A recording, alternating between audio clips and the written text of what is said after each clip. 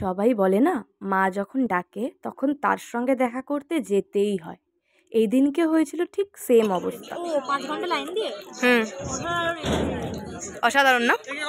5 ঘন্টার ব্যাপারটা তো শুনলেই হয়তো কিছুটা আন্দাজ করতে পারছো। যদি না পারো তাহলে আমি বলে দিচ্ছি। Hello guys, welcome back to my channel. আমি অভিলাষা, আবারও একটা নতুন ভ্লগে তোমাদের সবাইকে স্বাগত। এই দিনকে যাচ্ছিলাম আমি, বোন আর বোনের একটা বন্ধু মিলে নৈহাটির বড় মার কাছে পুজো দিতে। ভিডিওটা যদিও বা অনেক দিন আগেকার পুরনো, অনেক দিন ধরে ছিল, এডিটই করা হচ্ছিল না। আবারও মাকে দেখার খুব ইচ্ছে হচ্ছিল, তাই জন্য ভাবলাম এই ভিডিওটা এডিট করেই ফেলি। আমি এই জেনারেশনের মেয়ে হলেও ঠাকুর দেবতা পুজো আর্চাতে বিশ্বাসী, আর বড় মাতে তো খুবই বিশ্বাসী। আমরা এই দিনকে যাচ্ছিলাম চুঁচুড়া হয়ে।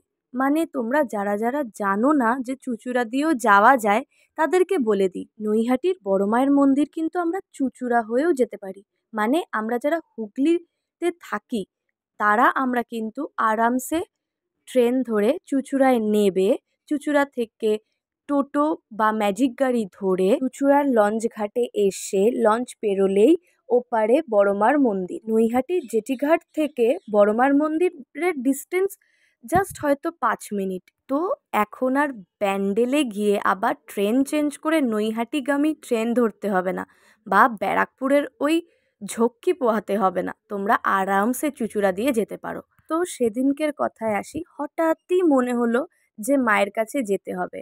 আর সবাই বলে না যে মা ডাকলে তার কাছে না গিয়ে থাকাই যায় না, ঠিক হয়েছিল সেদিনকে তেমন।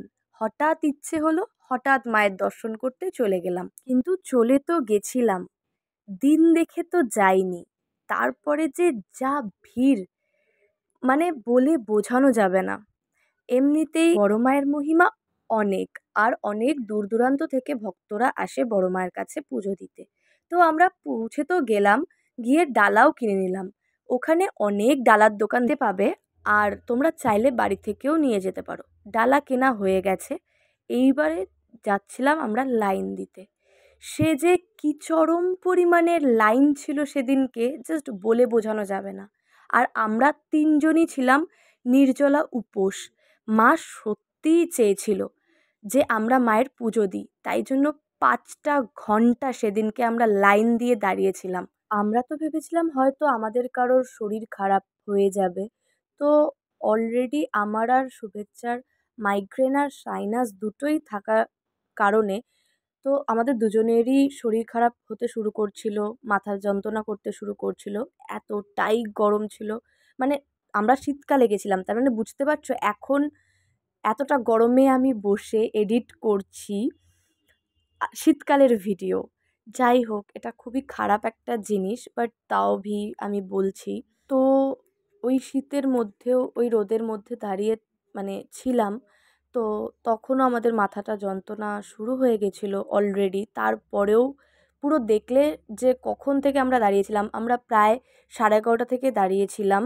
সন্ধে হয়ে গেছিলো, সন্ধে তোমার 6:30, হ্যাঁ, যখন সন্ধ্যা আরতি হয় 6:30 নাগাদ, তখন আমরা দাঁড়িয়ে পুরো আরতিটা দেখেছিলাম। ওই যে কথায় আছে না, মা যেটা চাইবে সেটাই হবে। মা হয়তো চেয়েছিল আমরা মায়ের পুজো দিই, তো তাই জন্য অতক্ষণ দাঁড়িয়ে পুজো দিয়েছিলাম। তোমাদের সুবিধার্থে আমি বলে দিই, কোনো দিন রবিবার, শনিবার, মঙ্গলবার তোমরা যাবে না, সেদিনকে প্রচুর ভিড় থাকে। শনি রোববার মায়ের বার, সেদিনকে অটোমেটিক্যালি ভিড় থাকেই। আর রবিবার উইক অফ ডে, তো ওই জন্যই ভিড় থাকে। অবশেষে আমাদের পুজো দেওয়া হয়ে গেল। সারাদিন কিছু না খাওয়ার পর ওখানে নিরামিষ আমরা ঘটি গরম খেয়েছিলাম। আর কথিত আছে, বড় মাকে যদি একবার কেউ মন থেকে স্মরণ করে, একবার মা বলে ডাকে, বড় মা কাউকে খালি হাতে ফেরায় না।